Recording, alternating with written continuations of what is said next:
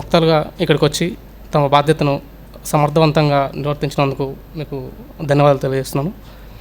అలాగే నా తోటి కవి మిత్రులకు, రచయితలకు అండ్ విద్యార్థి సంఘాల నాయకులందరికీ కూడా నమస్కారం తెలియజేస్తున్నాను. నేను ముందుగా అంటే ఇక్కడికి ఎందుకు వచ్చినంటే నా స్పందన ఎందుకు తెలియజేయాలనుకుంటున్నానంటే ఈ పుస్తకం ఈ విధంగా మనం చేతుల్లోకి వచ్చిన తీరుని నేను కొంచెం ఒక 2 నిమిషాల్లో చెప్పాలనుకుంటున్నాను.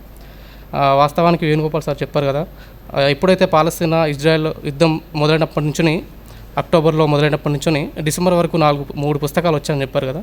అలా ఆ సందర్భంలో నేను చరణ్ వివిధ మీటింగులో కలిసినప్పుడు, వివిధ సందర్భాల్లో మేము మాట్లాడుకున్నప్పుడు ఖచ్చితంగా కవులుగా, రచయితలుగా, బుద్ధిజీవులుగా మనం ఒక మాటగానో, ఒక రాతగానో, ఒక పాటగానో ఖచ్చితంగా ఈ సమాజంలో మనం నిలబడాలి.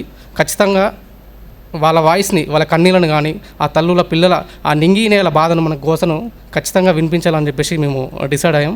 ఆ సందర్భం నుంచి వివిధ మిత్రులను మాలో భాగం చేసుకొని కోఆర్డినేట్ చేసుకుంటూ పుస్తకంగా తీసుకొచ్చే ప్రయత్నం చేశాము.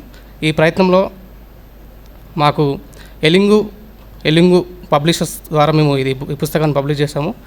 ఈ పుస్తకాన్ని పబ్లిష్ చేసిన డేవిడ్ అన్నకు ప్రత్యేకంగా ధన్యవాదాలు తెలియజేస్తున్నాను. ఎలింగు అంటే కోయ భాషలో వెలుగు.